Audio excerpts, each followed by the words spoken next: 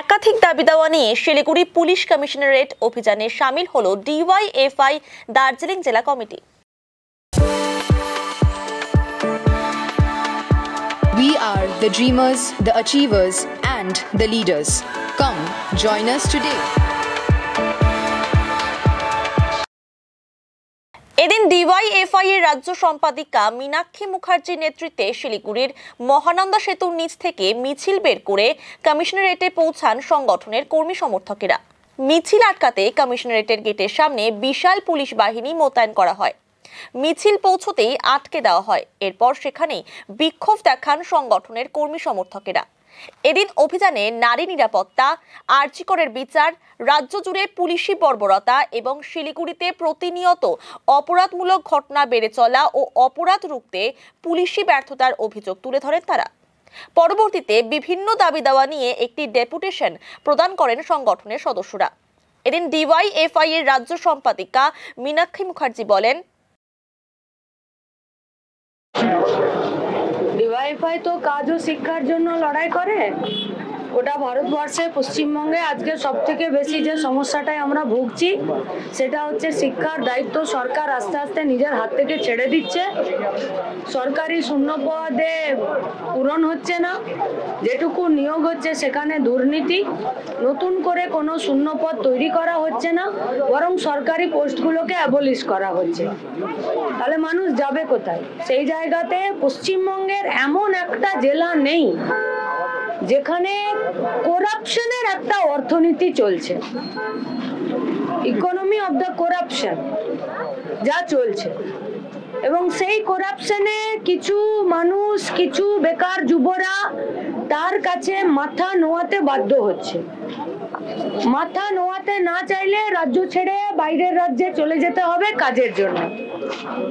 সেখানে মরবে, অ্যাক্সিডেন্ট হবে, পুলিশ কেস খাবে, সরকার তার দায়িত্ব নেবে না।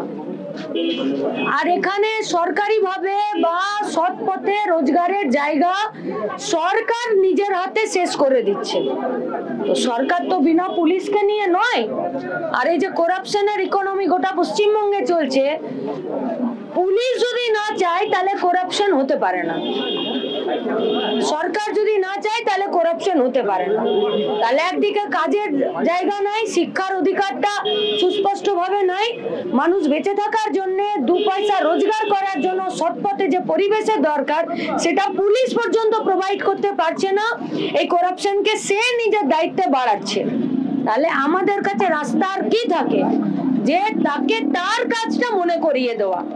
আমরা জেলায় জেলায় কমিশনারকে এবং সেখানকার এসপি কে আমরা ডেপুটেশন দিয়ে এটাই বলছি যে সরকারের নাচনে নাচবেন না।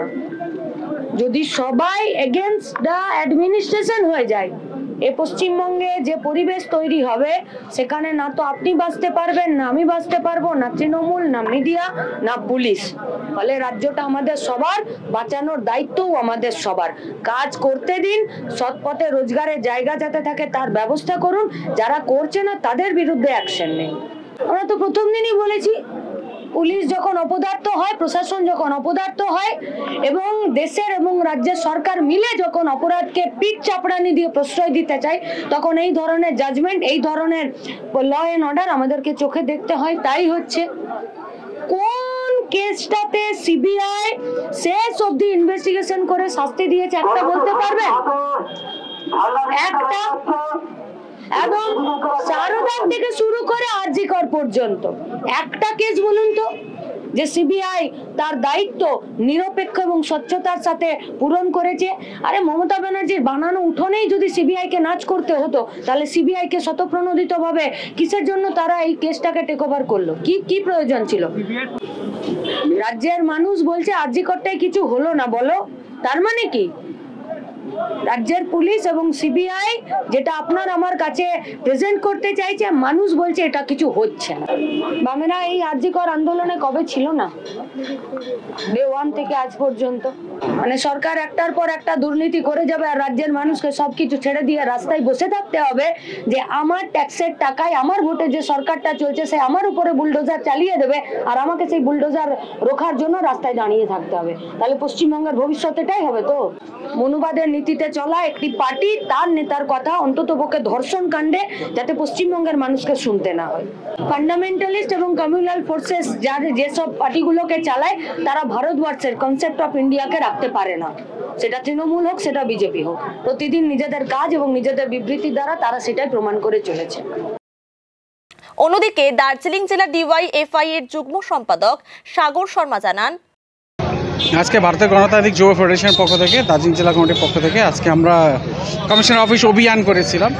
সুনির্দিষ্টভাবে কয়েকটা দাবি ছিল আমাদের। দীর্ঘদিন ধরে আমরা শিলিগুড়ি শহর অঞ্চলে ঘটে যাওয়া কিছু ঘটনাগুলো, নারী নিরাপত্তা, ট্রাফিক ব্যবস্থা ইত্যাদি এইসব বিষয়গুলো নিয়ে আমরা বিভিন্ন সময় আমরা কমিশনার অফিসের দ্বিতীয় কোনো অফিসারগুলোকে আমরা ডেপুটেশন দিয়ে এসেছিলাম। কিন্তু ইদানিং রাজ্যে যেরকম পুলিশের ভূমিকা, এই যে অব্যবস্থাপনা, তার প্রতিবাদ সাথে সাথে আমাদের দার্জিলিং জেলায় যে ধরনের পুলিশের আচরণগুলো, ক্রিমিনালগুলো শাসক দলের নির্দেশে পুলিশ তাদেরকে ছেড়ে দিচ্ছে। ইদানিং কয়েকদিন আগে বাগডোগরা একটা ঘটনা আমাদের সামনে চোখে পড়েছে, রাতে অন্ধকারে পুলিশ তাকে ছেড়ে দিয়েছে। তো নারী নিরাপত্তা, নারী সুরক্ষা বলে কিছু নাই আমাদের রাজ্যে, আমাদের দার্জিলিং জেলায়।